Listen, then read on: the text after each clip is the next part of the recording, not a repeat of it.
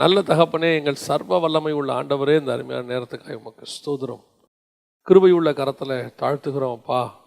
வந்தவர்கள் விரும்பினை திரும்பாதபடி ஆண்டவரே உம்முடைய வார்த்தையை பெற்றுக்கொண்டவர்களாக எதற்காக அழைத்து கொண்டு வந்தீரோ அதை தந்து அனுப்புவீராக ஆண்டவரே. திரும்பி போகும்போது ஒருத்தர் கூட வெறுமனை போகாதபடி ஆசீர்வதிக்கப்பட்டவர்களாய் திரும்பி போக கர்த்தர் கிருபை தருவீராக. உம்முடைய மகிமை மூடட்டும் தகப்பனே. நீர் பேசும், நீர் இடைபடும். எங்கள் ஆண்டவர் இயேசுவின் நாமத்தில் பிதாவே. அல்லேலூயா. புலம்பலின் புஸ்தகம் 3ஆம் அதிகாரம் 22, 23 வாசிங்க பார்ப்போம் திருப்பியும். நாம் நிர்மூலமாகாதிருக்கிறது கர்த்தருடைய கிருபையே. நாம் நிர்மூலமாகாமல் இருப்பது கர்த்தருடைய கிருபையே. அவருடைய இரக்கங்களுக்கு முடிவில்லை, அவைகள் காலைதோறும் புதியவைகள், உமது உண்மை பெரிதாயிருக்கிறது. இந்த கிருபை அப்படிங்கிற வார்த்தை எவ்வளவுக்கு அதிகமாக நன்மையாக நமக்கு அமையுதோ அவ்வளோ தூரம் இந்த கிருபையை மனுஷங்க போக்கடிக்கிறாங்க. கடைசி காலத்தில் வசனம் சொல்லுது, பொய்யான மாயை பற்றி கொண்டு கர்த்தருடைய கிருபை என்ன செய்கிறாங்களாம், போக்கடிக்கிறாங்க. அதே மாதிரி இன்றைக்கி இந்த கிருபைங்கிறத வச்சுக்கிட்டு கிரேஸு அப்படின்னு சொல்லி ஹைப்பர் கிரேஸு, சூப்பர் கிரேஸு இப்படியெல்லாம் பேசி இந்த கிருபைங்கிற ஒரு மேன்மையான வார்த்தையை அவர்கள் என்ன செஞ்சிட்டாங்கன்னா மாயையை பின்பற்றி கொண்டு போக்கடிக்கிற நிலைமைக்கு வந்துருச்சு. கிருபை எப்பேற்பட்டது, அது எப்போ கிடைக்கிது அப்படின்னு கேட்டிங்கன்னா, காலைதோறும் அவருடைய கிருபை புதியவைகள், புதிதாக இருக்கிறது. அவருடைய கிருபை புதுசாக இருக்குது. ஒவ்வொரு நாளும் இந்த காலை வேளையில் எதுக்காக அதிகாலையில் எழுந்திருக்கணும்னு சொல்கிறோம், எதனால் காலை வேளையில் காத்திருக்கிறோம். இயேசு கிறிஸ்துவே நீங்கள் எடுத்துக்கிட்டிங்கன்னா ஒவ்வொரு நாளும் அதிகாலையில் தேவ சமூகத்தில் காத்திருக்கிறார். இன்றைக்கி விசுவாசிகளாக இருக்கட்டும், ஊழியக்காரர்களாக இருக்கட்டும், இந்த காலை வேளையில் காத்திருக்கிற அனுபவம் கொஞ்சம் கொஞ்சமாக குறைஞ்சிக்கிட்டே வருது. எனக்கு தெரிஞ்சு எங்களுக்கு முன்னோடியாக இருந்த எந்த ஊழியக்காரங்களும் காலையில் தூங்கி நாங்கள் பார்த்ததே இல்லை. எங்கள் பாஸ்டர் 5 மணிக்கு ஆராதனை வைப்பார். காலையில் 5 மணிக்கு டெய்லி 5 to 6 ஒரு ஜபம் வைப்பாங்க. நான் சொல்கிறது 365 நாளும் இருக்கும். அந்த நாங்கள் போகும்போது அவர் ஜெபம் பண்ணிட்டு உட்காந்துருப்பார். ஒரு நாள் கூட நாங்கள் போய் அவர் வந்ததே கிடையாது. நாங்கள் அங்கே போகும்போது அவர் ஜெபம் பண்ணிட்டு உட்காந்துருப்பார். அப்படின்னா அவர் எத்தனை மணிக்கு எழுந்திரிச்சிருப்பார் பாருங்க. அப்போது ஒரு பரிசுத்தவானை குறித்து கேள்விப்பட்டேன். அவர் காலையில் 3 மணிக்கு எழுந்திரிச்சாருன்னா 6 மணி வரைக்கும் முழங்கால நின்றுக்கிட்டே தான் இருப்பாராமா. அதாவது இந்த காலைதோறும் ஏன் இந்த காலையில் சிலர் இந்த ஜபத்தை ரொம்ப இழிவாக பேசுகிறவங்களாம் வந்துட்டாங்க. இந்த கடைசி காலத்தில் ஜபமே தேவையில்லைங்கிறவங்களாம் வந்த காலம் ஆகிப்போச்சு. சரியாக ஜபிக்க வேண்டிய அவசியம் இல்லைன்றது. ஆனால் இந்த காலைதோறும் அவருடைய கிருபை எப்படி இருக்கிறதா, புதிதாக இருக்குது. இந்த கிருபை காலையில் நமக்கு எந்த அளவுக்கு அது நம்மளை எப்படி இருக்குன்னா, வசனம் சொல்லுது, நாம் நிர்மூலமாகாமல் இருப்பது. பல நேரங்களில் நீங்கள் காலை வேளையில் கர்த்தருடைய சமூகத்தில் உட்கார்ந்துருப்பது. அப்போது ஏசாயா 50ஆம் அதிகாரம் 4வது வசனம் சொல்லுது, இளைப்படைந்தவனுக்கு சமயத்துக்கு ஏற்ற வார்த்தை சொல்ல நான் அறியும்படிக்கு கர்த்தராகிய ஆண்டவர் எனக்கு கல்விமானின் நாவை தந்தள்ளினார். காலைதோறும் என்னை எழுப்புகிறார். கற்றுக்கொள்ளுகிறவர்களைப் போல நான் கேட்கும்படி என் செவியை கவனிக்க செய்கிறார். நல்லா கவனிங்க. இயேசு கிறிஸ்துவை பற்றின ப்ராஃபஸி இது. அவரை பற்றி சொல்லும்போது வசனம் சொல்லுது, காலைதோறும் பிதாவாகிய தேவன் அவர் என்ன பண்ணுறாரா, எழுப்புகிறார். இயேசு கிறிஸ்துவே காலையில் எழுந்திரிச்சு தான் அந்த நாளைக்குரியதை பிதா கிட்ட பெற்றுக்கொள்கிறார். இயேசு கிறிஸ்துக்கிட்ட பிதா எல்லா ஸ்டஃப்பையும் 3.5 வருஷத்துக்கு தேவையானதெல்லாம் மொத்தமாக எழுதி கையில் கொடுத்துட்டு, எப்பா இந்த ஃபைலில் எல்லாத்தையும் போட்டு வச்சுருக்கிறேன், டெய்லி படிச்சுக்கோன்னு சொல்லலை. இந்த மெமரி கார்டில் போட்டு வச்சுருக்கிறேன், பார்த்துக்கோன்னு சொல்லலை. இல்லைன்னா அந்த காலத்துக்கு ஏற்ற மாதிரி புத்தகச் சுருளில் எழுதி கொடுத்துருக்கேன். இல்லை, வசனம் சொல்லுது, ஒவ்வொரு நாளும் நீ காலையில் தான் வாங்கிக்கணும், டெய்லி காலையில் வாங்கணும். அதனால தான் ஆண்டவர் சொல்கிறார், மன்னாவை டெய்லி தான் போய் எடுக்கணும்.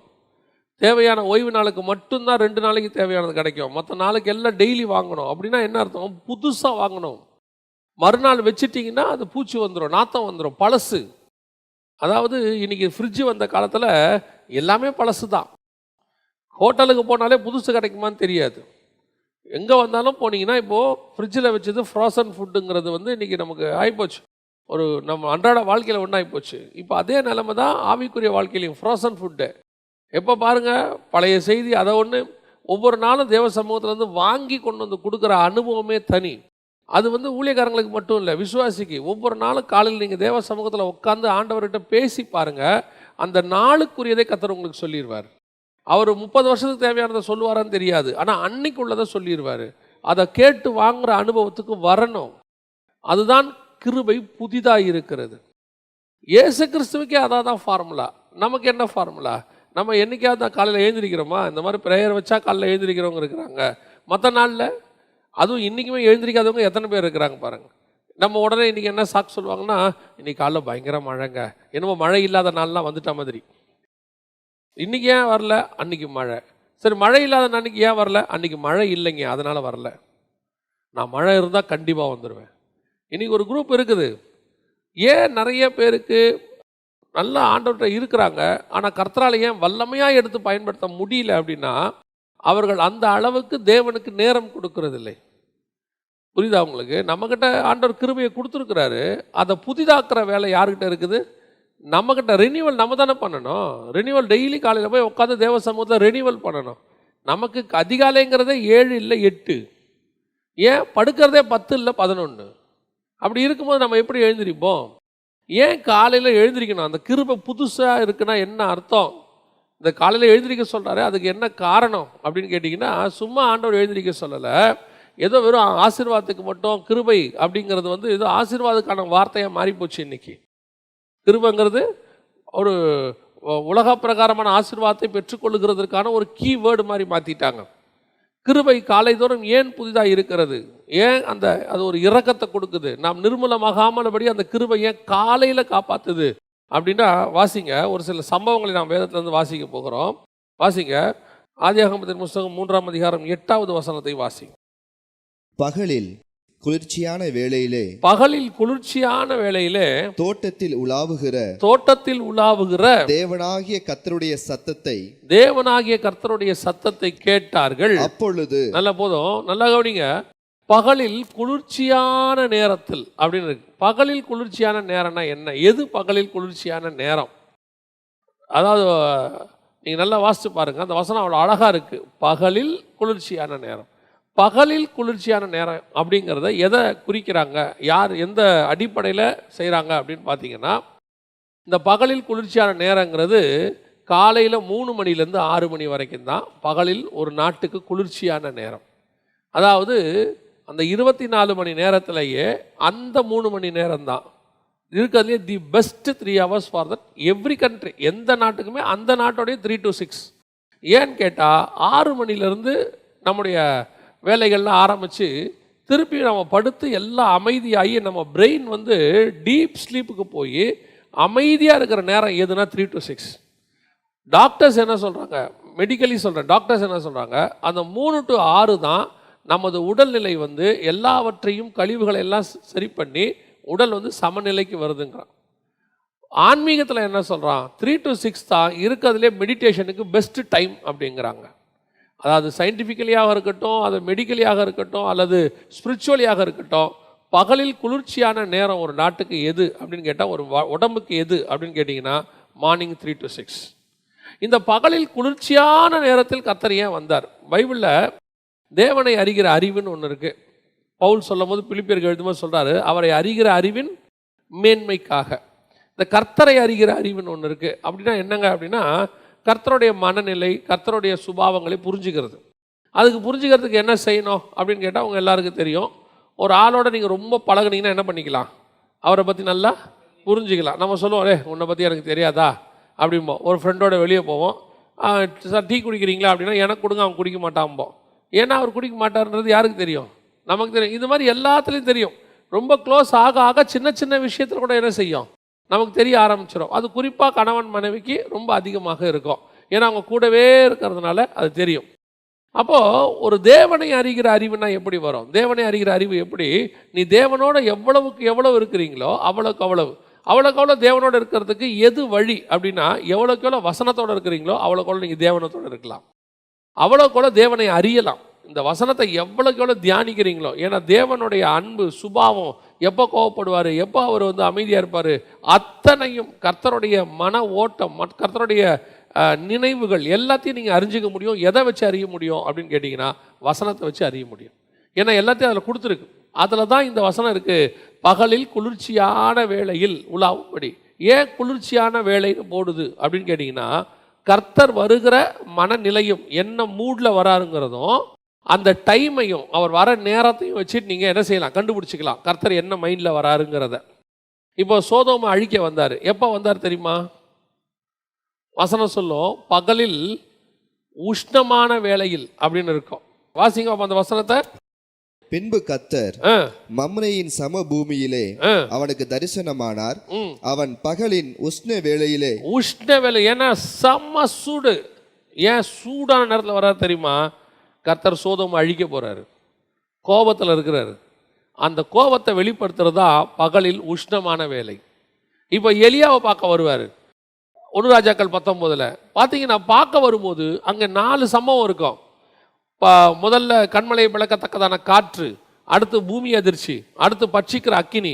ஆனால் ஒன்னொன்று கிராஸ் ஆகும்போது வசனம் சொல்லும், அதிலே கர்த்தர் இல்லை, அதிலே கர்த்தர் இல்லை, அதிலே கர்த்தர் இல்லை. அதோட அர்த்தம் என்ன? அவர் அந்த மனநிலையில் இல்லைன்னு அர்த்தம். கடைசியில் அவர் மெல்லிய சத்தத்தை கேட்டு, அப்போ என்ன அர்த்தம்? கர்த்தர் இப்போ சாஃப்ட் ஆயிட்டார்னு அர்த்தம். இதுதான் கர்த்தரை அறிகிற அறிவு. இது வந்து ஒரு பார்ட் 0.01 மாதிரி. இந்த மாதிரி நிறைய இருக்குது. அப்போ இந்த இடத்துல பகலில் குளிர்ச்சியான வேலை ஏன் வரார் தெரியுமா? அவருக்கு தெரியும், நான் செஞ்சுட்டு போன எல்லாத்தையும் ஒருத்தன் கொலாப்ஸ் பண்ணிட்டான் கீழே. சர்வ வல்லமை உள்ள தேவன் தானே, அவருக்கு நல்லா தெரியும்ல. எல்லாத்தையும் ரெடி பண்ணி கொடுத்துட்டு போனேன், ஒருத்தன் என்ன பண்ணிட்டான். அது எப்படிங்க தெரியுமான்னு கேட்டிங்கன்னா, மேலே மலையில் மோசையோடு பேசிக்கிட்டு இருப்பார், கீழே சொல்லுவார் ஜனங்கள் தங்களை கெடுத்து கொண்டார்களும்பார். இவர்கிட்ட தான் பேசிக்கிட்டு இருப்பார். கீழே நடக்கிற விஷயத்தை இவன்கிட்ட சொல்லுவார், நீ கீழே இறங்கிப்போ, ஜனங்க என்ன பண்ணிட்டாங்க, தங்களை கெடுத்து கொண்டார்கள். யோசுவா சொல்கிறான், யுத்த சத்தம் போல கேட்குது. இவன் சொல்கிறான், இல்லை இல்லை, அவங்க எல்லாம் கொலாப்ஸ் ஆகிட்டாங்க அப்படின்ட்டான். இதுதான் இப்போ ஆண்டவர் ஏன் பகலில் குளிர்ச்சியான வேலையில் வராரு அப்படின்னு கேட்டிங்கன்னா, பகலில் காலையில் அதிகாலையில் குளிர்ச்சியான வேலையில் போனால் அவன் எவ்வளவுதான் கொலாப்ஸ் பண்ணியிருந்தாலும் அவனை மன்னிக்கிற இடத்துல நான் போக முடியும். லேலூயா. அதுதான் கர்த்தர் அவனை மீட் பண்ணுற வர நேரம். ஏன் வராரு? அவன் வசனம் சொல்லுது, ஓசியாவின் புஸ்தகம் 6ஆம் அதிகாரம் 7வது வசனத்தை வாசிங்க. ஓசியாவின் புஸ்தகம் 6ஆம் அதிகாரம் 7வது வசனம் வாசிங்க. அவர்களோ ஆதாமை போல் உடன்படிக்கையை மீறி. ஆதாம் என்னத்தை மீறினாரு? உடன்படிக்கையை மீறிட்டாரு. என்ன உடன்படிக்கை? கர்த்தருக்கும் அவருக்கு ஒரு உடன்படிக்கை இருந்துச்சு. ஆதாம், இந்த தோட்டத்தை நீ பார்த்துக்கோ, நான் உன்னை ஆசீர்வதிக்கிறேன், நீ ஆண்டு கொள்ளுங்கள், சகலத்தையும் கொடுக்குறேன், நீங்கள் பலுகி பெருகுங்க, எல்லாம் ஒரு உடன்படிக்கை கர்த்தர் பண்ணியிருந்தாராம் அவனோட. இப்போ மொத்த உடன்படிக்கையும் க்ளோஸ் பண்ணிட்டான், அக்ரிமெண்ட் ஓவர் ஆயிடுச்சு. இப்போ வந்து வசனம் சொல்லுது, ஆதாமை போல் உடன்படிக்கையை மீறி. இவனை இந்த உடன்படிக்கை மீறின நேரத்தில், நான் கோபத்தின் நேரத்தில் சந்திச்சா என்ன ஆகும் தெரியுமா? ஆதாம் என்ன ஆகும்? பட்சிக்கிற அக்கினி. அவரு பட்சிக்கிற அக்கினி. ஒரு இடத்துல வசனம் சொல்லுது, அவர் எரிச்சல் உள்ள தேவன். இவ்வளோ தூரம் ரெடி பண்ணி எல்லாத்தையும் கொடுத்துட்டு போயிருக்கிறேன், சிம்பிள் வேலை தான். ஒன்று சொன்னேன், இந்த எல்லாத்தையும் சாப்பிட்டுக்கப்பா, பூமியில் இருக்கிற அத்தனையும் சாப்பிட்டுக்கப்பா, இந்த ஒன்றை மட்டும் சாப்பிடாத. அவன் எல்லாத்தையும் விட்டுட்டு அந்த ஒன்றை மட்டும் சாப்பிட்டான் பாருங்க, நமக்கு எப்படி இருக்கும் யோசிச்சு பாருங்க. வீட்டில் இருக்கிற நம்ம ஒரே ஒரு விஷயத்தை தான் நம்ம சொல்லுவோம், அந்த ஒரு விஷயத்தில் தான் அவங்க தப்பு பண்ணுவாங்க. அப்பாவுக்கு எப்போ ரொம்ப கோவம் வரும் தெரியுமா? என்ன இந்த பர்டிகுலராக இதை செய்யாதேங்கிற, நீ என்ன பண்ணுற, அதைத்தான் செய்கிற. நியாயமாக அப்பா என்ன பண்ணியிருக்கணும்? ஆதாம அந்த இடத்துல மொத்தத்தையும் க்ளோஸ் பண்ணி போட்டிருக்கணும். நீங்கள் நல்லா கவனிச்சு பார்த்தீங்களா? கர்த்தருடைய வாயில் ஆதாம சபிச்சார்னு வரவே வராது. வசனம் சொல்லும், உன் நிமித்தம் பூமி சபிக்கப்பட்டிருக்கோம், உன்னை என்னெல்லாம் சபிக்க முடியாது. ஏன்? நான் பகலில் குளிர்ச்சியான வேலையில் உன்னை பார்க்க வந்திருக்கிறேன். இப்போ நான் வந்தது எனக்கு தெரியும், நீ கொலாப்ஸ் பண்ணிட்டேன்னு. இப்போ நான் வந்தது உன்னை சபிக்க வரல, இப்போ நீ பாவம் செஞ்சுட்ட, இந்த பாவத்துக்கு மத்தியில் உன்னை எப்படி காப்பாற்றலான்னு நான் வந்திருக்கிறேன். உன்னை அழிக்க நான் வரல. அழிக்க வந்திருந்தா சபிக்கிற பூமியில் உன்னை சபிச்சிருப்பேனே. நான் காயினை சபிச்சா மாதிரி உன்னை சபிக்கிறதுக்கு எவ்வளோ நேரம் ஆகும்? அவர் காயினை சபிச்சார்ல, அந்த தேவன் தானே. அவர் நினச்சிருந்தா ஆதாம என்ன பண்ணலாம்? சபிக்க முடியும். அவர் அவ்வளோ தெளிவாக சொல்கிறாரு, உன் நிமித்தம் பூமி சபிக்கப்பட்டிருக்கும். அவ்வளோதான். அந்த இடத்துல கூட பாருங்க, கர்த்தர் ஆதாமுக்கு என்னென்ன சொன்னாரோ அத்தனையும் அவன் நன்மைக்கு தான் சொல்லியிருப்பார். உனக்கு நெத்தி வேர்வை வரும், நீ உழைச்சி சாப்பிடுவ. காரணம் என்ன? அந்த நெத்தி வேர்வை வந்தால் தான் உன் பாடி ஆக்டிவாக இருக்கும். நீ சாகிறதுன்னு முடிவாகி போச்சு, ஆனால் சாகிற வரைக்கும் நீ நல்லா இருக்கணும், சாகிற வரைக்கும் சந்தோஷமாக இருக்கணும். அதுக்கு ஒரே வழி என்னென்னதை சொல்லி கொடுத்துட்டு போவார். ஏன் காலைதோறும் அவருடைய கிருபை புதிதாக இருக்குது தெரியுமா? நீ காலையில் காத்திருக்கும் போது ஒருவேளை நாம் உடன்படிக்கையை தவறுதலாக மீறி விட்டாலும் கூட, தெரிந்து செய்தாலும் கூட, அவருடைய கிருபை உன்னை என்னையும் பாதுகாக்கிறது. நாம் நிர்மூலமாகாதபடிக்கு. அன்னைக்கு கர்த்தர் நினச்சிருந்தா ஆதாம என்ன பண்ணியிருக்கலாம்? க்ளோஸ் பண்ணி போட்டிருக்கலாம். அதுதான் இன்னைக்கு உங்களுக்கு எனக்கும் பெரிய ஆசீர்வாதம். ஏன் காலையில் காத்திருக்க சொல்கிறோம், தேவ சமூகத்தில் எழுந்துறீங்கன்னு சொல்கிறோம். தேவ சமூகத்தில் கர்த்தரோட இருந்து நீங்கள் பழகிட்டீங்கன்னா, நான் ஒருவேளை நான் சொல்கிறது நீங்கள் அப்படி செய்யணும்னு சொல்லலை, சம்டைம்ஸ் ஏன்னா விழுந்து போகாதவன் எனக்கு தெரிஞ்சு இயேசு கிறிஸ்துவை தவிர உலகத்தில் ஒருத்தரும் கிடையாது. ஏதோ ஒரு நிலையில் ஏதோ ஒரு இடத்துல ஒரு சின்ன பலகீனம் வருது, நம்ம விழறோம். அந்த விழற நேரத்தில் கூட நம்மை நிர்மூலமாகாமல் பாதுகாக்கிறது அவருடைய கிருபை. அந்த கிருபை நீங்கள் பெற்றுக்கொள்ள வேண்டியதுக்கு காத்திருக்கிற நேரம் எது தெரியுமா? காலை தோறும். ஒவ்வொரு நாளும் நீங்கள் காலையில் காத்திருந்துங்க. அந்த காலையில் கர்த்தர் வரும்போது உன்னிடத்தில் அநேக காரியங்களை பேசுவார். உன்னுடைய அக்கிரமங்கள் அநீதி அவன் போய் மறைஞ்சு கொள்கிறான் பாருங்கள். அந்த இடத்துல அவன் அத்தி இலையில் ஆடையை செஞ்சு போட்டுக்கிறான். இந்த தேவன் என்ன பண்ணுறார் தெரியுமா? அவனுக்கு ஒரு பலி செலுத்தி ஒரு மிருகத்தை அடித்து ஒரு தோலுடைய எடுத்து அவனுக்கு போட்டுட்டு அந்த தோலை வச்சு அவனை மூடுறார். இது ஏதோ சாதாரணமாக அவனுக்கு ட்ரெஸ் வாங்கி கொடுத்ததுக்கு அர்த்தம் இல்லை, அது உடன்படிக்கை. அவனோடு கூட ஆண்டவர் என்ன செய்கிறார் தெரியுமா? ஒரு பிரமாணத்தை ஏற்படுத்துகிறார் தோல் உடையில். அதுதான் ஆசாரிப்பு கூடாரத்தில் ஆண்டவர் தபசு தோலை போட்டு மூடுனார். அதனுடைய அடையாளம் இவன் தான் மாம்சம். ஆசாரிப்பு கூடாரம் மனுஷன், அவன் மேலே ஆடையை போட்டு மூடுறார், தோலை போட்டு மூடுறார். இதெல்லாம் எங்கே நடக்குது? கர்த்தருடைய சமூகத்தில் காலை தோறும் அவருடைய கிருபை புதிதாக இருக்கிறது. ஒருவேளை நீங்கள் பலவீனப்பட்டிருந்தால் என்ன பண்ணணும்னு தெரியல, எப்படி தேவ சமூகத்துக்கு போகணும்னு தெரியல, பல நேரங்களில் நமக்கு ஒரு கில்ட்டினஸ் இருக்குது, செஞ்சிடறோம், பாவத்தில் விழுந்துடுறோம். நான் இதுக்கப்புறம் என்ன செய்கிறது? சிலருக்கு அதுக்கப்புறம் ஆண்டவர் சமூகத்துக்கு போகிறதுக்கு அவனுக்கே வெக்கப்படுவான். வெக்கப்பட்டு என்ன பண்ணுவோன்னா ஆண்டவர்கிட்டே போக மாட்டான். அதுக்கப்புறம் ஜெபம் பண்ண மாட்டாங்க, பைபிள் வாசிக்க மாட்டாங்க, சர்ச்சுக்கு வர மாட்டாங்க. ஏன்னா அவங்க எதனால் வரலன்னு சும்மா உட்காந்து பேசினீங்கன்னா, நான் ஒரு பெரிய பாவம் பண்ணிட்டேங்க, இதோட எப்படிங்க சர்ச்சுக்கு வர்றது? நான் கேட்பேன், சர்ச்சுக்கு வராமல் வேறு எங்கே போய் அந்த பாவம் போகும்? சரி, ஆண்டவர்கிட்ட வரலன்னு வச்சுக்கோங்களேன், வேறு எங்கே போய் அதை தொலைப்பீங்க? அதுதான் யூதாஸுக்கும் பேதுருவுக்கும் இருந்ததான ஒரே வித்தியாசம். செஞ்சாச்சு பாவம், ரெண்டு பேரும் செஞ்சாச்சு, தொலைக்கிறதுக்கு ஒரு இடம் தான் இருக்குது. திருப்பி திருப்பி நீ எங்கே தான் வரணும்? எத்தனை தடவை விழுந்தாலும் அத்தனை முறையும் உன்னை காப்பாற்றுறதுக்கு ஒரு இடம் மட்டும்தான் இருக்குது. அந்த இடம் தேவ சமூகம் மட்டும்தான். ஏன்னா உனக்கு கில்ட்டியாக இருக்குதோ என்ன இருக்குதோ, நான் சொல்கிறேன், வெக்கப்பட்டுக்கிட்டு முகத்தை மூடிக்கிட்டாவது எலியா மாதிரி முன்னாடி நின்றுங்க, அது காப்பாற்றி விட்டுரும். நீங்கள் அதுக்கு பயந்துக்கிட்டு வேறு எங்கேயாவது போயிட்டீங்கன்னா உங்களை அது காப்பாற்றாது. அது யூதாசை நாண்டு கொண்டு சாகிற மாதிரி உன்னை மரணத்துக்கு நேராக நடத்திடும். காலை தோறும் அவருடைய கிருபை புதிதாக இருக்கிறது. 2வது வாசிங்க, ஆதியாகமத்தின் புஸ்தகம் 19ஆம் அதிகாரம் 15-16 வாசிங்க. ஆதியாகமத்தின் புஸ்தகம் 19ஆம் அதிகாரம் 15-16. கிழக்கு வெளுக்கும்போது அந்த தூதர் லோத்தை நோக்கி, பட்டணத்திற்கு வரும் தண்டனையில் நீ அழியாதபடிக்கு எழுந்து உன் மனைவியையும் இங்கே இருக்கிற உன் 2 குமாரத்திகளையும் அழைத்து கொண்டு போ என்று சொல்லி அவனை துரிதப்படுத்தினார்கள். அவன் தாமதித்து கொண்டு இருக்கும்போது கர்த்தர் அவன் மேல் வைத்த இரக்கத்தினாலே அந்த புருஷர் அவன் கையையும் அவன் மனைவியின் கையையும் அவன் 2 குமாரத்திகளின் கையையும் பிடித்து அவனை பட்டணத்திற்கு வெளியே கொண்டு போய் விட்டார்கள். இது அடுத்து ரொம்ப மிக முக்கியமான ஒரு விஷயம். காலை தோறும் அவருடைய கிருபை எப்படி இருக்கிறது? அவருடைய நாம் இரக்கத்திற்கு முடிவே இல்லைன்னு இருக்கு. அப்படிதானே இருக்குது வசனம், அப்படிதான் இருக்கு. நாம் நிர்மலமாகாமல் இருப்பது அவருடைய கிருபை. யோசிச்சு பாருங்க, நைட்டு ஃபுல்லாக பேசுகிறாங்க லோத்துக்கிட்ட, இரவு முழுக்க பேசுகிறாங்க. காலை வசனம் கிழக்கு வெளுக்கும் போது விடிய போகிற நேரம் வந்துருச்சு, ஏர்லி மார்னிங். இப்போது அழிக்கிற நேரம் வந்துருச்சு. அந்த ஏர்லி மார்னிங்கில் தான் அந்த மனுஷர் அவன் மேல் வைத்த கிருபையினாலே, இரக்கத்தினாலே. அதான் ரொம்ப முக்கியம். இவன் தாமதிச்சுட்டே இருக்கிறான். நியாய தீர்ப்பு வந்துருச்சு, அடுத்த செகண்ட் தொடங்கணும், பரலோகம் துரிதப்படுத்துது. ஆனால் உள்ளே ஒரு நீதிமான் இருக்கிறான். இவன் நீதிமான் தான், ஆனால் சீரியஸ்னஸ் தெரியாத நீதிமான். இன்றைக்கும் நம்ம சர்ச்சில் அந்த மாதிரி நிறைய பேர் இருப்பாங்க. இவங்க பாவி கிடையாது, ஆனால் சீரியஸ்னஸ் தெரியாது. அவங்க நியாய தீர்ப்பு தலைக்கு மேலே தொங்குது, அடுத்த செகண்ட் என்ன நடக்கும்னு நமக்கு தெரியாது. சோதோம் அழிய போகுது, அவ்வளவு பரபரப்பாக பரலோகம் வேலை பார்த்துக்கிட்டு இருக்கு. கொஞ்சம் கூட பரபரப்பு இல்லாமல் யார் வேலை பார்க்குறான்?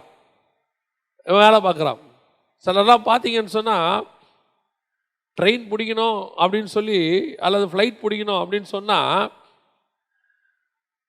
அப்படியே பரபரப்பாக வேலை பார்த்துக்கிட்டு இருப்பாங்க. அந்த கேப் டிரைவர் இருக்கார்ல, கேப் டிரைவர் நம்மளை கூப்பிட்டு போகிறாரு, டாக்ஸி டிரைவர், அவர் ஒரு பரபரப்பும் இல்லாமல் வண்டி ஓட்டிகிட்டு இருப்பார். அவரை பொறுத்த வரைக்கும் எப்படி இருக்கும், நான் ஒழுங்காக போகணும், ஆக்சிடென்ட் ஆகிடக்கூடாது. நம்ம எப்படி இருப்போம் தெரியுமா, கொஞ்சம் சீக்கிரம் போங்களேன், கொஞ்சம் சீக்கிரம் போங்களேன். அவர் போயிடலாம் சார் பாரு, அந்த 40 தாண்டவே தாண்டாது. நமக்கு சார் கொஞ்சம் வேகமாக போங்க சார். எதுக்கு சொல்கிறேன், அவ்வளோ பரபரப்பாக சோதம் அழியறதுக்கு நேராக எல்லாம் நடந்துக்கிட்டு இருக்குது, பரலோகமே பார்க்குது. ஏன்னா மிகப்பெரிய நியாய தீர்ப்பு ஒன்று பூமியில் நடக்க போகுது. ஒரு கவலையும் இல்லாமல் இருக்காம பாருங்க. ஆனால் வசனம் சொல்லுது, அவன் மேல் வைத்த இரக்கத்தினாலே காலைதோறும் அவருடைய கிருபை புதிதாக இருக்கிறது. பல நேரங்களில் உங்களுக்கும் எனக்கும் வந்த நியாய தீர்ப்பு நமக்கு தெரியாது, கர்த்தருடைய கிருபை தான் காப்பாற்றி கொண்டு இருக்கிறது. பல நேரத்தில் அதுதான் காப்பாற்றிட்டு இருக்குது. நம்மெல்லாம் போய் ஒழுங்காக சேர்றோன்னா கர்த்தருடைய கிருபை மட்டும்தான் காப்பாற்றிக்கிட்டு இருக்குது நம்மளை.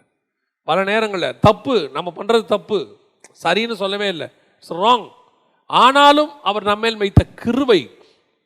லோத்து பண்ணுறது தப்பு, போன்னு சொல்கிறாரு, ஆனாலும் கூட லோத்து என்ன செய்யல, தாமதிக்கிறான். இப்போ நம்மக்கிட்ட என்னென்னா ஆப்போசிட்டு, அவர் மெதுவாக போங்கிறாரு, நம்ம வேகம். லோத்துவை வேகமாக போங்கிறாரு, அவன் மெது. ஆனால் நியாய தீர்ப்பு என்னமோ தலைக்கு மேலே என்ன செய்யுது, தொங்கிட்டே இருக்குது. பல நேரங்களிலே அதிகாலை ஜெபம், கர்த்தர் சமூகத்தில் காத்திருக்கிறது உன்னை நியாய தீர்ப்பிலிருந்து உன்னை காப்பாற்றுவதற்கு போதுமானதாக இருக்கிறது. வசனம் சொல்லுது, நியாய தீர்ப்பிலே அவருடைய கிருபை, அவருடைய இரக்கம் மேன்மை பாராட்டும். யாக்கோபின் புத்தகம் 2ஆம் அதிகாரம் 13வது வசனத்தை வாசிங்க. யாக்கோபு 2:13. ஏனென்றால் இரக்கம் செய்யாதவனுக்கு இரக்கமில்லாத நியாய தீர்ப்பு கிடைக்கும், நியாய தீர்ப்புக்கு முன்பாக இரக்கம் மேன்மை பாராட்டும். இப்ப லோத்துக்கிட்ட வசனம் என்ன சொல்லுது, அவர்கள் அந்த மனிதன் மேல் வைத்த இரக்கத்தினால நியாய தீர்ப்புக்கு முன்பு இரக்கம் மேன்மை பாராட்டும். ஏன் அவன் மேல் வைத்த இரக்கம், அதுக்கு தான் சொல்றேன், காலைதோறும் அந்த இரக்கம் வருது பாருங்க. நியாய தீர்ப்புக்கு முன்பாக யாக்கோபுல சொன்ன தீர்க்க தரிசனமான வார்த்தை அது. உங்களுக்கும் எனக்கும் அப்படிதான். பல நேரங்களிலே கர்த்தர் நம்மை காப்பாற்றி கொண்டிருக்கிறார். இந்த காலை காத்திருக்கிற ஒரு அனுபவம் பல நியாய தீர்ப்பிலிருந்து உங்களை பாதுகாக்கும், பல அழிவுகளிலிருந்து உங்களை பாதுகாக்கும், பலவிதமான சோதனைகளிலிருந்து உங்களை பாதுகாக்கும். அதுக்கு தான் சொல்கிறோம், காலையில் எழுந்திரிங்கன்னு சொல்லி. ஏன்னா ராத்திரியில் ஜெபம் பண்ணால் கிடைக்காதா, கிடைக்கும், அதெல்லாம் இல்லைன்னு சொல்ல. ஆனால் வசனம் சொல்லுது, காலையில் இரக்கம் அதிகமாக இருக்கிறது. நம்முடைய வாழ்க்கையில் தேவன் நம்மளை நிர்மூலமாக்கணும்னு நினச்சிருந்தாருன்னா இங்கே ஒருத்தர் கூட உட்காந்துருக்க முடியாது. நான் ரட்சிக்கப்பட்ட பிறகே சொல்கிறேன், ஆண்டவரை ஏற்றுக்கொள்வதற்கு முன்பதாக விட்டுருங்க. ஆண்டவரை ஏற்றுக்கொண்ட பிறகு எத்தனை பேர் நம்ம அவருக்கு உண்மையாக எல்லா நாளும் இருந்திருக்கிறோம். 365 days 24/7 சொல்லுவாங்க. நம்ம எத்தனை பேர் அப்படி இருந்திருக்கிறோம் யோசித்து பாருங்க. ஆனால் இன்றைக்கும் நம்ம நிர்மூலமாகாமல் இருப்பது அவர் நம்மேல் வைத்த இரக்கம். அந்த இரக்கத்தை நீங்கள் பெற்றுக்கொள்வதுக்கு தான் காலைதோறும் ஜெபம். காலை ஜெபத்தில் காலைதோறும் காத்திருக்கிறதுல, அவரோடு கூட உறவாடுறதுல ஒரு மணி நேரம் 2 மணி நேரம் நீங்கள் காத்திருக்கும் போது பலவிதமான ஆபத்துகளிலிருந்து உங்களை விடுவிக்கிறார். நமக்கே தெரியாது. லோத்துக்கு இவ்வளோ தெரியுமா, சோதம் இப்படி ஒரு அழிவை பார்க்கும்னு தெரியுமா? லைஃபுக்கு சோதம் இப்படி ஒரு பிரச்சனையை சந்திக்கும்னு யாருக்கு தெரியாது. ஏதோ நியாய தீர்ப்பு கொடுக்க போகிறாங்க போல அப்படின்னு அவன் நினைக்கிறான்.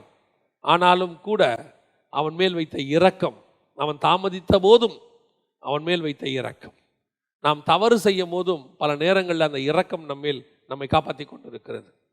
அதுக்கு தான் காலையில் காத்திருக்கணுங்கிறது. ஒவ்வொரு நாளும் வேலைக்கு போகிறதுக்கு முன்னாடி நம்ம வேலைகள், நான் சொல்கிறது வெறும் ரோட்டில் போகிற ஆபத்தான வேலைகள் சொல்லலை. ஏன் சமீபத்தில் ஒரு மனுஷன், அவர் ஒரு ஆள் தான் பக்கத்தில் வேலை பார்த்துட்டு இருக்காரு. பக்கத்தில் இருந்த மிஷின் ரோபோட் என்ன பண்ணிடுச்சு தெரியுமா, அப்படியே கொண்டு போய் செவுத்தோடு வச்சு அவனை நசிக்கிருச்சு. திடீர்னு மிஷின் ஃபால்ட் ஆயிடுச்சு. ரோபோட்டு என்ன பண்ணிருச்சுன்னா, அதான் ஃபஸ்ட்டு ஒரு ரோபோட் மனுஷனை கொன்னது. யோசித்து பாருங்கள். வீட்டுக்கு ஆஃபீஸுக்கு போன மனுஷன், ஆபத்து இல்லாத வேலை, அவர் ஏதோ ஒரு பக்கம் வேலை பார்த்துக்கிட்டு இருக்கிறார். ஆனால் மனுஷன் வீட்டுக்கு திரும்பலை நைட்டு. இதுதான் நிலைமை இன்னைக்கு. ஒரு ரோட்டில் வெளியே போயிட்டு வீட்டுக்கு வர்றதுங்கிறது கர்த்தர் நம்மேல் வைத்த இரக்கம். நான் ஒரு முறை உண்மையிலே எனக்கு பயம் வந்த சம்பவம் என்னென்னா, நான் ஒரு இடத்துல நின்று பார்த்துக்கிட்டு இருக்கிறேன். ஆப்போசிட்டில் வண்டி இப்படி போயிட்டுருக்குது. ஆப்போசிட்டில் ஒரு 2 வீலர் போகுது. என் பக்கத்தில் இந்த பக்கம் ஆப்போசிட்டில் ஒருத்தர் ஒரு கடை இருக்குது, க்ளோஸ் பண்ணியிருக்கு, வாசலில் உட்காந்துருக்கிறார். போன வண்டி என்ன ஆச்சுன்னு தெரியல, அந்த ஆளுக்கு கண்ட்ரோல் போய் திரும்பி யூட்டர்ன் மாதிரி போட்டு வந்து இங்கே உட்காந்துருந்தவர் மேலே மோதிச்சு. அவர் மேலே ஃபால்ட்டே கிடையாது, ஓட்டுனவர் மேலேயும் ஃபால்ட்டு கிடையாது. ஆனால் இவர் உட்காந்துருக்காரு, திரும்பிட்டு வந்து அடிச்சிச்சு. அதை பார்த்தபோது உண்மையிலே ஒரு மனசுக்கு பயம் வந்துச்சு. நாம ஓரமாக கடை ஓரத்தில் பூட்டி இருக்கிற கடையில் வாசலில் உட்காந்துருக்காரு, எங்கேயோ போகிற வண்டி வந்து மோதுச்சு. அந்த வண்டி அந்த டைரக்ஷன்லேயும் வரல. நாமெல்லாம் வண்டிக்கு நேராக போன ஆள். எத்தனையோ தடவை வண்டிக்கு நேராக போய் கட்டடிக்கிறது, இப்படி போகிறது அப்படி போகிறது, கிராஸ் பண்ணும்போது ஃபோன் பேசிக்கிட்டே கிராஸ் பண்ணுறது, எவ்வளவோ செஞ்சு. இதெல்லாம் தப்பு, சரின்னு சொல்லலை, ராங். ஆனால் ஏதோ ஒரு இரக்கம் உங்களையும் என்னையும் காப்பாற்றி கொண்டு வந்து உட்கார வச்சிருக்குது. நாம் நிர்மூலமாகாமல் இருப்பது அவருடைய கிருபை. அதாவது நாம் தப்பு செய்கிறோம், கர்த்தர் காப்பாற்றுறாரு, நம்ம அதை மாற்றி எடுத்துக்கிறோம், கர்த்தர் காப்பாற்றுறாரு தப்பு செய்யலான்னு இல்லை. பல நேரங்களில் கர்த்தருடைய இரக்கம் நம்மை காப்பாற்றி கொண்டு இருக்கிறது. அல்லேலூயா. காலைதோறும் அவருடைய இரக்கம் பெருசாக இருக்கு. அதிகாலையில் நியாய தீர்ப்புக்கு கூட கர்த்தர் நம்மளை என்ன செய்கிறாராம், தப்பு வைக்கிறார். மூன்றாவது வாசிங்கள், ஆதியாகமத்தின் புஸ்தகம் 32வது அதிகாரம் 24, 26, 24 முதல் 26 வரை வாசிங்க.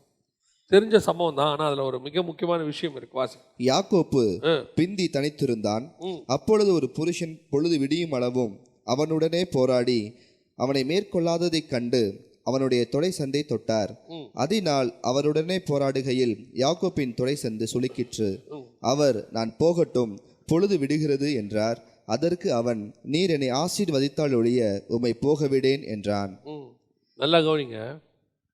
இப்போ பொழுது விடியும் போது நடக்கிற ஒரு சம்பவம் இது. காலையில் ஏர்லி மார்னிங் நடக்கிற ஒரு சம்பவம், நம்ம எல்லாருக்கும் தெரிஞ்ச ஒரு சம்பவம்.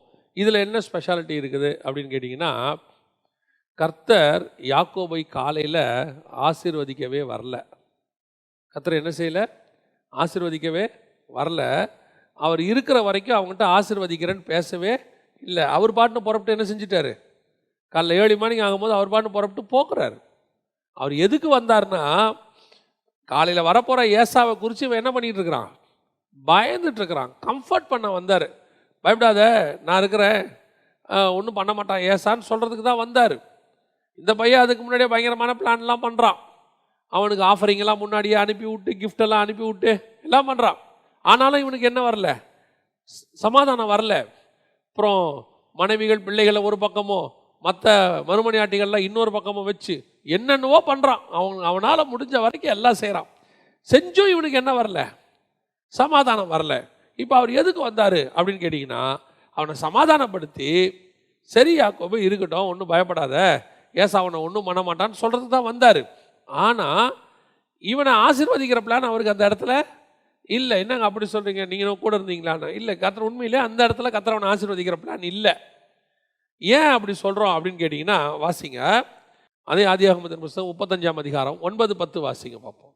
யாக்கோப்பு பதான் அராமிலிருந்து வந்த பின்பு தேவன் அவனுக்கு மறுபடியும் தரிசனமாகி. இப்ப நல்லா கவனிங்க, மறுபடியும் தரிசனம். இப்போ வந்து யாக்கோபு கேட்கல, இங்க நான் உங்களை பார்க்கணும்னு கேட்கல. அவன் பதாம் அராமிலிருந்து வந்து நார்மலா இருக்கான். பதாம் அராமிலிருந்து வந்தபோது கர்த்தர் அவனுக்கு மறுபடியும் தரிசனமாகி அவனை ஆசீர்வதித்து இப்ப கேட்டான். அவன் 32 தான் கேட்டான், ஆண்டவரே நீர் என்னை ஆசீர்வதித்தாலே உம்மை நான் விடமாட்டேன்னு சொல்றான். ஆனா அந்த இடத்துல அவனை ஆசீர்வதிக்கணுன்றது அவர் பிளானே இல்லை. அவர் சொல்றார், நீ என்னை உடியாங்கிறாரு. கடைசியா நீர் ஆசீர்வதித்தால் ஒழிய உம்மை நான் விடமாட்டேன் சொன்ன பிறகு உன் பேர் என்ன, இஸ்ரவேல், நான் உன்னை ஆசீர்வதிக்கிறேன்ட்டு போயிட்டார். அவ்வளோதான், வேற எதுவுமே சொல்லலை. நான் உன்னை ஆசீர்வதிக்கிறேன், மனுஷனோடும் தேவனோடும் போராடி மேற்கொண்டாயே அப்படின்னு சொல்லிட்டு போயிட்டார். ஆனால் இங்கே பாருங்க, 10ஆம் ராமையில் வந்து கர்த்தர் மறுபடியும் அவனுக்கு தரிசனமாகி, வாசிங்க, அவனை ஆசீர்வதித்து இப்பொழுது உன் பேர் யாக்கோப்பு, இனி உன் பேர் யாக்கோப்பு என்னப்படாமல் இஸ்ரவேல் என்று உனக்கு பேர் வழங்கும் என்று சொல்லி. இப்போ இதை அவர் எங்க பண்ணிட்டாரு, 32லயே பண்ணிட்டாரு. அவன் கேட்டதுக்கு அது சொல்லிட்டாரு. ஆனா 35ல் திருப்பி இவரே வந்து சொல்றாரு, இனி உன் பேர் யாக்கோபு எனப்படாமல் இஸ்ரவேல் எனப்படும். வாசிங்க, தொடர்ந்து வாசிங்க. இஸ்ரவேல் என்று உனக்கு பேர் வழங்கும் என்று சொல்லி அவனுக்கு இஸ்ரவேல் என்று பெயரிட்டார். பின்பு தேவன் அவனை நோக்கி, நான் சர்வ வல்லமையுள்ள தேவன், நீ பலுகி பெருகுவாயாக. இதெல்லாம் அங்க சொல்லவே இல்லை பாருங்க. இதே விஷயம்தான் அங்க நடக்குது. ஆனா என்ன செய்யல, சொல்லவே இல்லை. ஏன்னா அங்க அவனுக்கு இதை சொல்ற ஒரு பிளான்ல இல்லை. அங்க வந்தது கம்ஃபர்ட் பண்ணத்தான் வந்தார். நீ ஏசாவுக்கு பயப்படாத, பார்த்துக்கலாம், அதான் வந்தார்.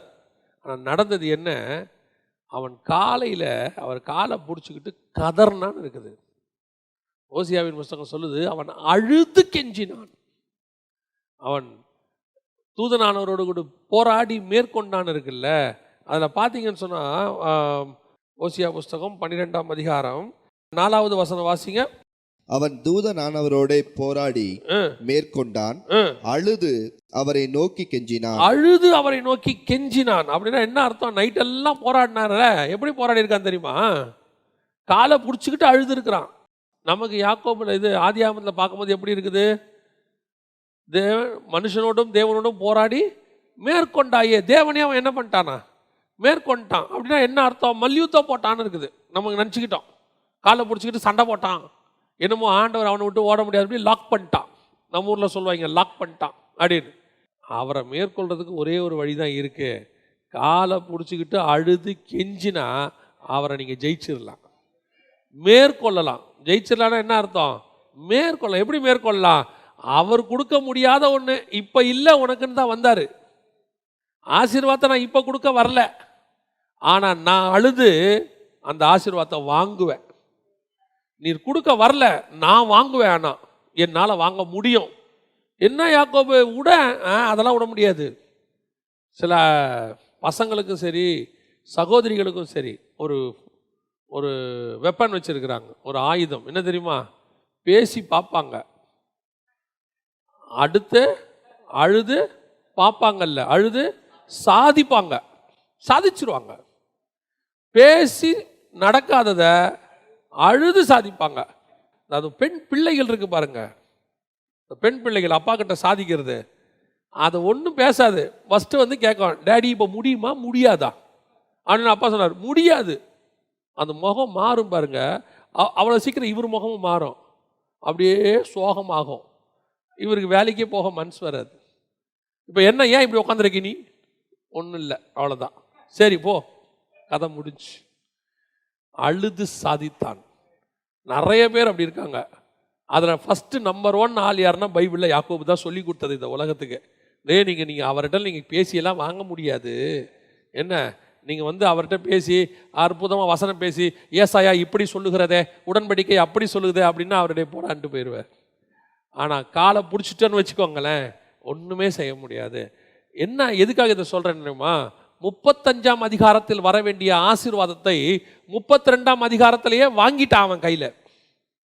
ஆசீர்வதிக்கவே தேவன் வரல, ஆசீர்வாதத்தை கொடுக்கவே வரல, ஆனால் வாங்குவேன். நீங்கள் கொடுக்க வரல ஆண்டவரே, நான் வாங்குவேன், என்னால் வாங்க முடியும். காரணம், விடியற் காலையில் உம்முடைய இரக்கம் பெருசாக இருக்கிறது, காலை தோறும் உம்முடைய கிருபை பெருசா இருக்கு. அந்த நேரத்தில் என் கண்ணீரும் சேர்ந்துச்சுன்னா நீங்கள் என்னை தாண்டி போகவே முடியாது ஆண்டவரே. கர்த்தர் உனக்கும் எனக்கும் ஒவ்வொரு நாள் காலையில் இப்படி தான் வச்சிருக்கிறார். உனக்கு ஒருவேளை ஆசீர்வாதம் இல்லை என்றாலும் கூட, அது பின்னாடி வருகிறதா இருந்தாலும் கூட, உன்னால் போராடி தேவனிடத்தில் வாங்க முடியும். அதுக்கு இதுதான் யாக்கோபு வச்சிருக்கிறது. எவ்வளோ பெரியதான ஒரு விஷயம் பாருங்க. அதாவது நம்ம படிக்கிறதுக்கு சாதாரணமாக இருக்கு, வானத்தையும் பூமியும் உண்டாக்கின தேவனை மனசை மாத்திராம பாருங்க. அவன் வானத்தையும் பூமியும் உண்டாக்கின தேவனுடைய மனசை கரையா பண்றான் பாருங்க. இப்போ கொடுக்காதது இல்லை இல்லை, நீ கொடுத்துட்டு போ, அதெல்லாம் முடியாதுப்பா, நீங்க கொடுத்துட்டு போங்கப்பா. இதுதான் காலையிலே கர்த்தரிடத்தில் இருக்கிறது. காலையில் அவர் மனசு அப்படியே மெல்ட் ஆகிடும். அதான் வசனம் சொல்றது, காலை தோறும் அவருடைய கிருபை புதிதாக இருக்கிறது, அவருடைய இரக்கங்களுக்கு முடிவே கிடையாது. எப்படி ஒரு இரக்கம் கொடுக்க முடியாததை கொடுக்க வைக்கும், இல்லாததை உருவாக்கும். காலையில் கர்த்தர் உன்னை ஆசீர்வதிக்கவே ஆசீர்வதிப்பார். இதான் கர்த்தர் உனக்கு எனக்கு வச்சிருக்கிறது. இவ்வளோ மேன்மையை ஏழை மார்னிங்கில் கர்த்தர் வச்சிருக்கிறார். என்னைக்காவது நம்ம எவ்வளோ மிஸ் பண்ணுறோம் பாருங்க. நீங்கள் ஏழை மார்னிங் காத்திருந்தீங்கன்னா திரும்பி வரும்போது சக்ஸஸோட தான் வெளியே வருவீங்க. அதுதான் உண்மை. காலை சமூகத்தில் போய் உட்காந்துட்டீங்கன்னா ஒரு 1 hour உட்காந்துட்டு அவர் சமூகத்தில் இல்லைல்லப்பா, எனக்கு இன்றைக்கி இது மாதிரி பிரச்சனை இருக்குது, இன்றைக்கி இவ்வளோ இருக்குது, இவ்வளோ சொல்லியிருக்காங்க, நீங்கள் எனக்கு செஞ்சால் தான்ப்பா விடுவேன்னா, செய்கிறேன் போன்னு ஒரு வார்த்தை அவர் வாயில் வந்துட்டா போதும். அதுக்கப்புறம் எதை பற்றியுமே கவலைப்பட வேணாம். அந்த நாள் முழுவதும் தைரியமாக இருக்கலாம். ஏன், சொன்னது ஆண்டவர் செய்வார்.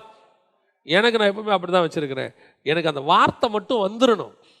அந்த வார்த்தை அவர்கிட்ட இப்போ இன்னைக்கு ஒரு சாட்சின்னு வச்சுக்கோங்களேன்.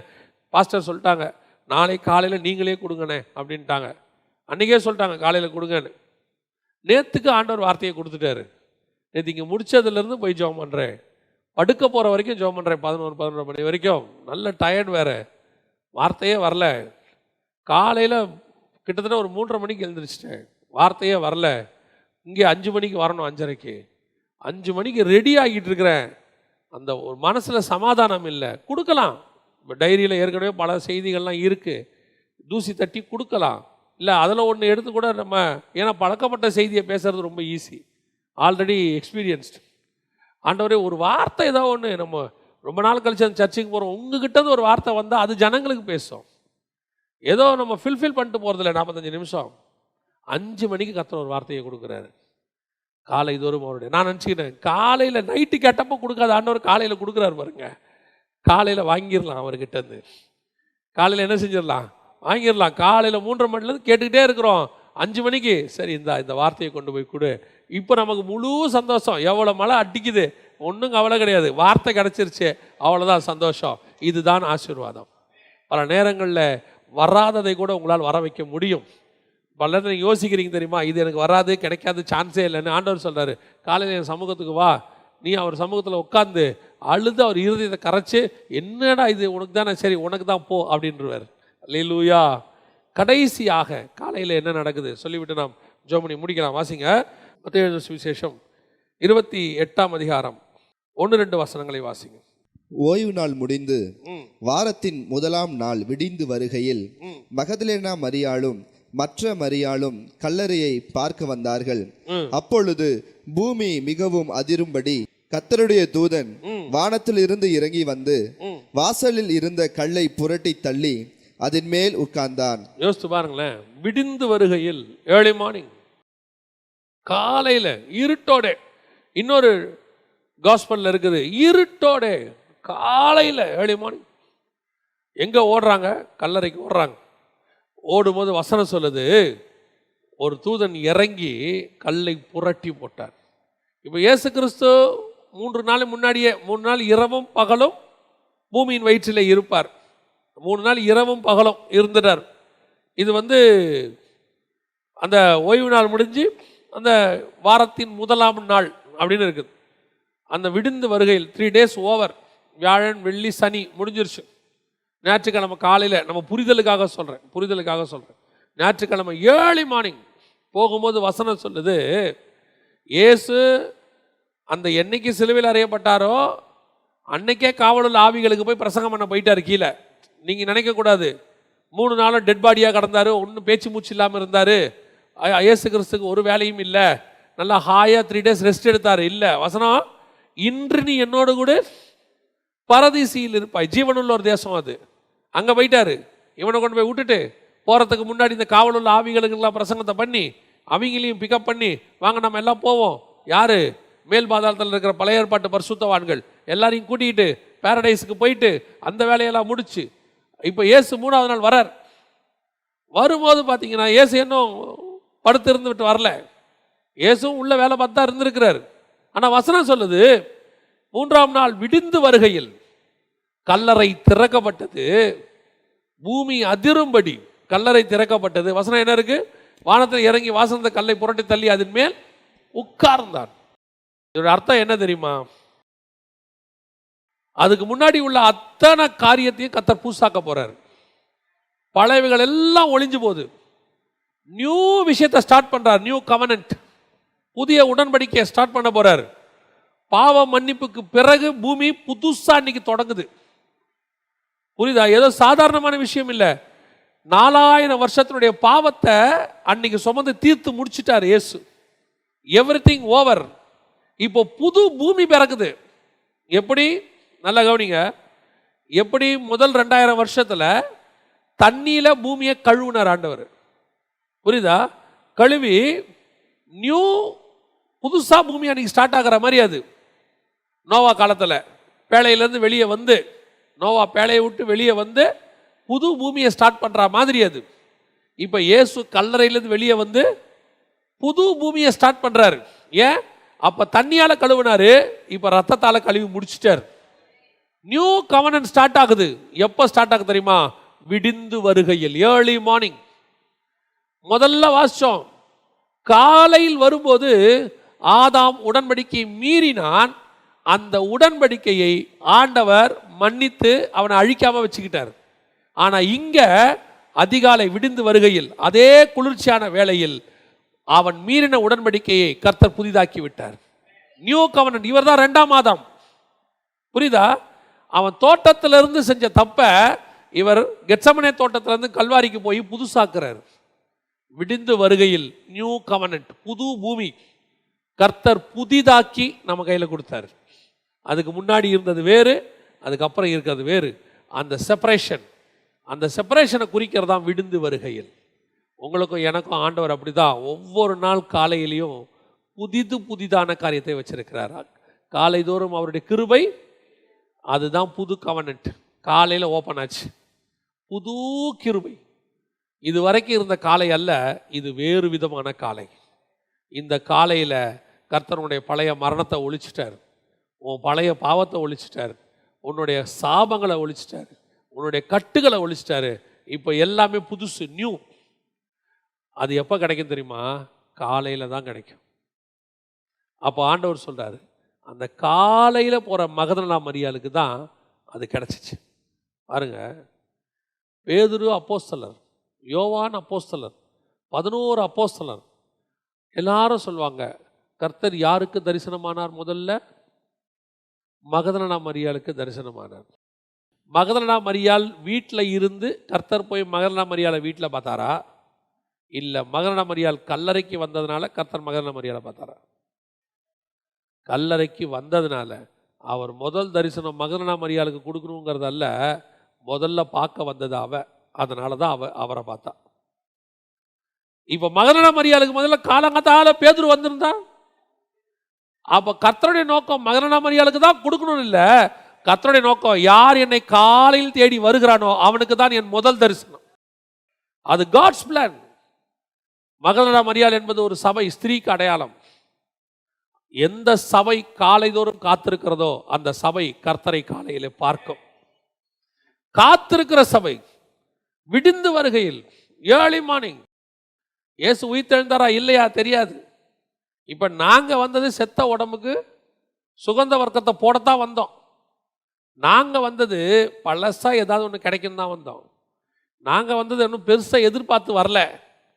ஆனால் நாங்கள் வந்த நேரம் புதுசு கிடைக்கிற நேரம். அதுதான் காலை தோறும் அவருடைய கிருபை புதிதாக இருக்கிறது. நீ காத்துருங்களேன், உன் அறிவுக்கு எட்டாத எத்தனையோ காரியத்தை கர்த்தர் காலையில் செய்வார். நான் ஒரு காரியத்தை சொல்லிவிட்டு முடிக்க விரும்புகிறேன். இது நெகட்டிவ் பேரபிள் மாதிரி, நெகட்டிவ் எக்ஸாம்பிள் மாதிரி, சரியா? அதாவது ஆண்டவர் சில நேரத்தில் என்ன சொல்லுவார் பைபிளில், புளித்த மாவுக்கு சமானமாய் பரலோக ராஜ்யம் இருக்கிறது என்பார். புளித்த மாவுங்கிறது பரிசேயர் சதுசேயருடைய கள்ள உபதேசம். அதை ஏன் பரலோக ராஜ்யத்துக்கு கம்பேர் பண்ணுறாரு அப்படின்னா, எப்படி இந்த புளித்த மாவு மற்ற மாவெல்லாம் மாற்றுமோ அந்த மாதிரி ஒரு கள்ள உபதேசம் எப்படி ஒரு மனுஷனை மாற்றுமோ அந்த மாதிரி பரலோகம் அதை விட வேகமாக செய்யுங்கிறாரு. கம்பேரிசன் அந்த மாதிரி தான் இப்போ நான் உங்களுக்கு சொல்கிறேன். நாம் காலை தூரம் காத்திருந்தா கர்த்தருடைய கிருபை புதுசாக இருக்குன்னு சொல்கிறோம்ல, புதுசான காரியம் கிடைக்குதுன்னு சொல்கிறோம்ல. இந்தியாவிலே ஒரு பெரிய பிஸ்னஸ் மேன் இருக்கிறார், நம்பர் 1ன்னு வச்சுக்கோங்களேன். இன்றைக்கி நம்பர் 1 or 2ல் இருக்கிறார். அந்த மனுஷனை பற்றி சமீபத்தில் பேசிகிட்டு இருக்கும்போது, காலையில் அந்த மனுஷன் கூப்பிட்டு வரான் 3 மணிக்கு 4 மணிக்கு. அந்த ஆள் ஏன் காலையில் எழுந்திரிக்கிறான்? முதல்ல நாம் காலையில் கர்த்தரை சந்திக்க எழுந்திரிக்கிறோம், கரெக்ட் தானே? ஏன்னா நமக்கு காலையில் கர்த்தருடைய கிருபை இருக்குது, கர்த்தர் காலையில் வராரு, நம்ம தப்பு பண்ணால் மன்னிக்கிறாரு, நியாய தீர்ப்பில் பாதுகாக்கிறாரு, உடன்படிக்கையை புதுப்பிக்கிறாரு, அதனால நம்ம காலையில் எழுந்திரிக்கிறோம். நியாயம், நமக்கு ஒரு ரீசன் இருக்குது. இது எதுவுமே யாருக்கு இல்லை? அவனுக்கு இல்லை, அந்த ஒரு பிஸ்னஸ் மேனுக்கு கிடையாது. ஆனால் அந்த மனுஷன் என்ன செய்கிறாரு? காலையில் எழுந்திரிச்சிட்டு 3 மணி 4 மணிக்கு எழுந்திரிச்சிட்டு திடீர்னு கூப்பிடுவாராம் அவர் அசிஸ்டன்ஸை, வாங்க கொஞ்சம் பேசணும் பாரான். இப்போ அசிஸ்டன்ஸ் எல்லாம் எத்தனை மணிக்கு போகணும்? ரெடி பண்ணி போய் நிற்கணும். அவர் கூப்பிட்ட உடனே 1/2 hourக்குள்ளே போயிடணும். 3 மணி 4 மணிக்கு உட்காந்து பேசிகிட்டு இருப்பாங்க டீ குடிச்சிட்டு. யோசித்து பாருங்க, ஒரு உலக பிரகாரமாக காலையில் எழுந்திரிச்சு அந்த குளிர்ச்சியான நிலையில் அந்த மெடிடேட் பண்ணுற நேரத்தில் ஒருத்தன் உட்காந்து தன் வேலையை பற்றி சிந்திக்கும் போது அவன் இந்தியாவிலே நம்பர் 1 மாறிடுறான். நம்ம சும்மா சாதாரணமாக பிள்ளைகளை சொல்லுவோம், நீங்கள் பார்த்துருக்கீங்களா, காலையில் படிடா. முந்திலாம் சொல்லுவாங்க, நம்ம ஸ்கூலில் சொல்லி கொடுப்பாங்க, காலை எழுந்தவுடன் படிப்பு. ஏன்னா அந்த நேரத்தில் நீ படிக்கும்போது அது மனசில் என்ன செய்யுது, லைஃப்பில் பதிஞ்சிரும், அப்படியே இருதயத்தில் பதிஞ்சிரும். அதுக்கு தான் அந்த ஏர்லி மார்னிங். இவங்கெல்லாம் ஸ்பிரிச்சுவலாக எழுந்திரிக்கல, இவங்கெல்லாம் ஃபிசிக்கலி ப்ராக்டிக்கல் லைஃபுக்காக அதை யூஸ் பண்ணுறாங்க. அந்த கால வேலையை நீங்களும் நானும் ஸ்பிரிச்சுவலி யூஸ் பண்ணால் எப்படி இருக்கும் பாருங்க. அவன் இந்தியாவையே பிடிக்கிறான்னா நீங்கள் நானும் உலகத்தையே பிடிக்க முடியும். ஸ்பிரிச்சுவலி சொல்கிறேன் பாருங்க. தொழுமரத்தில் கை காலையும் கட்டி ஒருத்தனை போட்டாங்க. வசனம் சொல்லுது, அவன் படுத்து தூங்கலை, அவன் காயத்தை நம்ம என்ன பண்ணல, மேன்மைப்படுத்தலை. அவன் அடித்தாங்க பிடிச்சாங்க, அவன் பான் ஜெயிலில் போயிட்டு என்ன பண்ணுறான் தெரியுமா, பாட்டு பாடிக்கிட்டு இருக்கிறான். அவன் பாருங்க பாட்டு பாடிக்கிட்டு இருக்கான், தூங்கலை. பேதுரு ஜெயிலில் தூங்கினார், 4 பேர் செத்தான். அவர் ஜெயிலை விட்டு போனவொடனே என்ன ஆயிடுச்சு, 4 பேர் செத்தான். பிடிச்சி என்ன பண்ணிட்டாங்க, அவனை கொலை பண்ணிட்டாங்க. ஆனால் பவுல் சிறைச்சாலையில் துதித்து பாடினா 4 பேர் ரட்சிக்கப்பட்டான். அல்லேலூயா. இதான் முக்கியம். நீ காலையில் காத்திருந்து உபத்திரவத்துக்கு மத்தியில் ஜெபம் பண்ணிப்பார், கர்த்தர் உன்னுடைய விஷனை உலக விஷனாக மாற்றுவார், ஜீவனை கொடுக்குற விஷனாக மாற்றிடுவார். இன்றைக்கி நாம் ஏர்லி மார்னிங்கை மறந்துட்டோம், ஏர்லி மார்னிங்கை இழந்துட்டோம். காலையில் எழுந்திரிக்காத குடும்பம் உருப்படாது. இல்லைங்க, நாங்கள் லேட்டாக படுக்கிறோம். படுக்காத, 10 மணிக்கு படுங்க. என்ன பண்ண போகிறீங்க, எதுக்கு வாட்ஸ்அப் உட்காந்து பார்த்துக்கிட்டு இருக்கிறீங்க, எதுக்கு உட்காந்து ஃபேஸ்புக் பார்த்துக்கிட்டு இருக்கிறீங்க, எல்லாத்தையும் 10 மணிக்குள்ளே முடிங்க. ஏர்லி மார்னிங் 3 மணிக்கு 4 மணிக்கு எழுந்திரிங்க. எதுக்காக தெரியுமா, நீங்கள் எழுந்திரிக்கிறது உங்களுக்காக மட்டும் இல்லை, உங்களுக்கு வருகிற நியாய தீர்ப்பிலிருந்து தப்பிப்பதற்காக, உங்களுடைய பாவங்களிலிருந்து விடுதலை பெறுவதற்காக, உங்களுக்கு வைத்த ஆசீர்வாதத்தை நீங்கள் புதுப்பித்துக் கொள்வதற்காக. You can get the new கவர்னன்ட், புது உடன்படிக்கையை தேவனிடத்தில் பெற்றுக்கொள்வதற்காக ஆண்டவர் சொல்கிறார், காலை வேளையிலே நீ காத்திரு, அவருடைய கிருபை காலைதோறும் புதிதாக இருக்கிறது. நம்ம ஜெபம் பண்ண போகிறோம் தேவ சமூகத்தில். எல்லா கண்களை மூடுவோமா. நன்றி ஆண்டவரே, கோடான கோடி ஸ்தோத்திரம் அப்பா. காலைதோறும் உம்முடைய கிருபை புதிதாக இருக்கிறது ஆண்டவரே. Thank you Jesus. நன்றி ஆண்டவரே, உமக்கே மகிமை மகிமை மகிமை மகிமை. நம்ம சாராள் நவரஞ்சம்மா அழகாக ஒரு பாட்டு பாடுவாங்க, காலை தோறும் இன்ப ஜெபத்தியானமே, கருணை பொற்பாதம் காத்திருப்பேன், அதிகாலையில் அறிவை உணர்த்தி தேவன் என்னோடு கூட பேசுவார் அப்படின்னு சொல்லி. இது ஏசாயா 50:4 வச்சு தான் அந்த பாட்டே. இயேசு கிறிஸ்துவை பற்றின பாட்டு தான் அது. அதிகாலையில் அறிவை உணர்த்தி. உங்கள் பிள்ளைகளை காலையில் எழுந்திரிக்க வைங்க, எழுப்புங்க. 5 மணி 5:30 மணிக்கு பிள்ளைகளை எழுப்புங்க. 6 மணிக்கு மேலே தூங்குறது சரியே கிடையாது. குடும்பத்தில் முந்தியெல்லாம் சில ஆவிக்குரிய குடும்பங்களில் போய் பார்ப்போம், காலைல 4 மணிக்கு கணவன் ஒரு பக்கம் மனைவி ஒரு பக்கம் ஜெபம் பண்ணிக்கிட்டு இருப்பாங்க. ஜெபம் பண்ணிட்டு வந்து பிள்ளைகளை எழுப்புவாங்க, எந்திரிச்சு பைபிள் வாசிங்க சொல்லுவாங்க. இன்னைக்கு குடும்பமே தூங்குது. You have so many reason. எனக்கு உடம்பு சரியில்லை, மழை பெய்யுது, கொஞ்சம் பலவீனமாக இருக்குது, நைட்டு கொஞ்சம் வேலை டைட் ஆயிடுச்சு. இந்த ரீசனை பவுல் சொல்லியிருந்தா அன்னைக்கு அந்த சிறைச்சாலை குடும்பம் தப்பிச்சிருக்குமான்னு பாருங்க. அடிச்சு அவனை தொங்க விட்டுருக்காங்க, சாதாரணமா இல்லை. ஆனால் அவன் தூங்கலை பாருங்க. நைட்டு நாளை காலையில் எங்கள் அண்ணன் என்னை கொல்லுவானோங்கிற பயம், நைட்டு தூக்கம் வரல பாருங்க அவனுக்கு. காலையில் வரைக்கும் தேவனோட போராண்டி கிடைக்காத ஆசீர்வாதத்தை வாங்கிட்டான் பாருங்க. அது அன்னைக்கு கிடைக்க வேண்டிய ஆசீர்வாதமே கிடையாது, ஆனால் அவன் வாங்கிட்டான். அந்த தேவன் உங்களுக்கும் எனக்கும் அதே மாதிரி வச்சுட்டு காத்துக்கிட்டு இருக்கிறாரு. நீங்க வாங்க முடியும் அந்த ஆசீர்வாதத்தை. உனக்கு இல்லாத ஆசீர்வாதமா இருந்தாலும் காலையில் நீ காலை பிடிச்சிட்டு கதறினா கர்த்தர் கொடுப்பார், கொடுக்காம போக மாட்டார். உனக்குரியதை கர்த்தர் தருவார். நம்ம ஜெபம் பண்ணுவோமா ஆண்டவர்கிட்ட. ஆண்டவரே, என்னை ஆசீர்வாதத்தால் ஒழிய உம்மை நான் விட மாட்டேன் ஆண்டவரே. எனக்கு என்ன வச்சிருக்கீங்களோ அதை கொடுங்கப்பா. ஆண்டவரே, என்னுடைய அக்கிரமங்கள் அதிகம் ஆண்டவரே, ஒரு விஷயம் என்னை மன்னிச்சிடுங்கப்பா. ஆண்டவரே, பகலில் குளிர்ச்சியான நேரத்தில் வந்தா சாக வேண்டிய என்னை கூட நீங்கள் மன்னிச்சு விட்டுருவீங்க ஆண்டவரே. நான் காலையில் காத்திருக்கிறேன்ப்பா. தீர்மானம் எடுங்க. இனி எவ்வளோ வேலை என்னவா இருந்தாலும் சரி, ஒருவேளை நீங்கள் வேலை பலூவில் நைட்டு லேட்டாக படுத்தாலும் சரி பரவாயில்ல, ஒரு அரை மணி நேரமாக தேவ சமூகத்தில் நின்றுடுங்க. காலையில் 5 மணிக்கு மேலே தூங்குற விசுவாசி நல்லதில்லை, 4 மணிக்கு மேலே தூங்குறது ஊழியனுக்கு நல்லதில்லை. நீ தேவ சமூகத்தில் 4 மணிக்கு 3 மணிக்கு நின்றுட்டினா பாரு, உனக்கு டிஃப்ரென்ஸ் தெரியும், ஒரு பெரிய மாற்றம் தெரியும். கர்த்தர் உங்களையும் உங்கள் குடும்பத்தையும் ஊழியத்தையும் ஆசீர்வதிக்கிறதை நீங்கள் பார்க்க முடியும். ஆசீர்வதிக்காமல் தேவன் போகவே மாட்டார். நாம் ஜெபிக்கலாம். சர்வ வல்லமை உள்ள எங்கள் ஆண்டவரே, அருமையான நேரத்திற்காய் ஸ்தோத்திரம். கிருபையுள்ள கரத்தில் தாழ்த்துகிறோம். நாங்கள் சபையாக இன்னைக்கு மட்டும் இல்லை ஆண்டவரே, ஒவ்வொரு நாளும் சமூகத்தில் காத்திருக்க கிருபை பாராட்டும். ஆசீர்வாதத்தை பெற்றுக்கொள்ள கிருபை தாரும் ஆண்டவரே. யாக்கோபு எப்படி ஆசீர்வாதத்தை போராடி வாங்கினானோ அதே போல எங்கள் சபை போராடி வாங்க கிருபை பாராட்டும். உங்களுடைய கிருபையுள்ள கரத்தில் தாழ்த்துகிறோம் எங்கள் ஆண்டவர் இயேசுவின் நாமத்தில் பிதாவே.